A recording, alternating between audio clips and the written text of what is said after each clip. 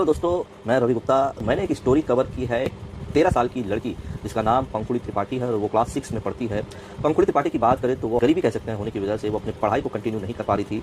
वो सरस्वती शिशु मंदिर गोरखपुर में पढ़ती थी, क्लास 6 की स्टूडेंट थी। फीस नहीं जमा करने की वजह से उसे एनुअल एग्जाम नहीं देने दिया गया और पिछले 4 महीने से वो घर पर बैठी। पंकुड़ी के पिताजी के पैर में चोट लगा है, वो विकलांग है और वो कमाने में असमर्थ है। तो पंकुड़ी की मम्मी नौकरी करके पैसे कमाती थी और जो पैसे आते थे उससे घर का खर्चा और साथ ही साथ बड़े भाई के पढ़ाई में खर्च हो जाते थे। ऐसे में पंकुड़ी के हाथ निराशा लगती है और वो पंकुड़ी पिछले 4 महीने से घर पर बैठने को मजबूर रहती है। इन सबसे इतर जब स्कूल सेशन शुरू होते हैं, चाहे वो अप्रैल हो और या जुलाई, और पंकुड़ी अपने साथ के लोगों को स्कूल जाते हुए देखती है तो उसे बहुत बुरा लगता है और वो अपने भाई से कहती है कि भैया मुझे भी स्कूल जाना। अब ये दोनों भाई बहन, पंकुड़ी जो 13 साल की है और उसका भाई जो मुश्किल से 18 साल का होगा, ये दोनों प्लान करते हैं मुख्यमंत्री योगी आदित्यनाथ के गोरखपुर में लगने वाले जनता दरबार में जाने का और अपनी बात रखने का। पंकुड़ी को यह पता है कि सूबे के मुखिया योगी आदित्यनाथ हैं जो गोरखपुर में अक्सर आया करते हैं और यहाँ पे वो जनता दरबार लगाते हैं। अब उसने जनता दरबार में जाने की ठान ली।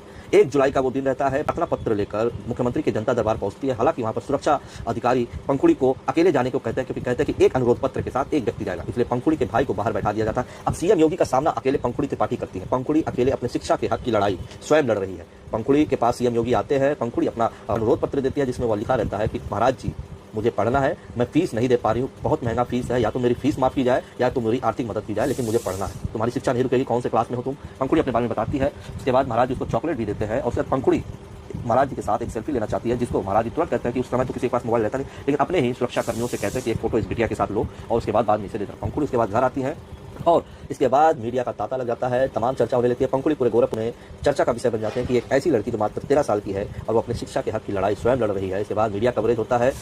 ऐसा मान लिया जाता है कि अब पंकुड़ी की रुकी हुई पढ़ाई कंटिन्यू हो जाएगी, लेकिन उसके बाद पंकुड़ी जब अपने विद्यालय पहुंचती है तो वहां पे वो और उनके पिताजी द्वारा अपमान झेला जाता है। विद्यालय प्रशासन ये कहते हुए उनको टोकता है और रोकता है कि ऐसे ही हम सबकी मदद करेंगे और ऐसे ही लोग जनता दरबार में जाने लगेंगे तो हमारा स्कूल तो सड़क पर आ जाएगा।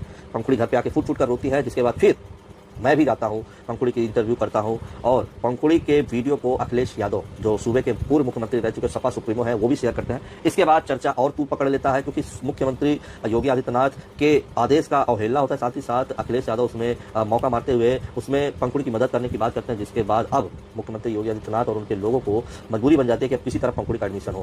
इसके बाद पंकुड़ी की जब बातें होने लगती हैं, पंकुड़ी के जब वीडियो और वायरल होते हैं, फिर DIOS गोरखपुर का एक फोन आता है पंकुड़ी के पिताजी के पास कि पंकुड़ी तुम्हारा एडमिशन हो गया, तुम सोमवार को स्कूल जाओ और तुम अपना पढ़ाई कर सकती हो। अब आलम यह है कि पंकुड़ी अपने स्कूल में है, पंकुड़ी अपनी पढ़ाई कर रही है। पंकुड़ी के स्कूल से आने के बाद लोगों को इंतजार करें कि पंकुड़ी पढ़ के आए। तो ये स्टोरी थी गोरखपुर के, जिसका मैंने इंटरव्यू किया और उसको लाखों लोगों ने देखा, तमाम प्रतिक्रियाएं आई। तो मैंने सोचा कि थोड़ी बहुत जानकारी, क्योंकि लगातार इस खबर पर बना हुआ था, तो मैं कहा आपको सच्चाई और पूरी की पूरी कहानी बताई जाती है। Signing off, Ravi Gupta, bye.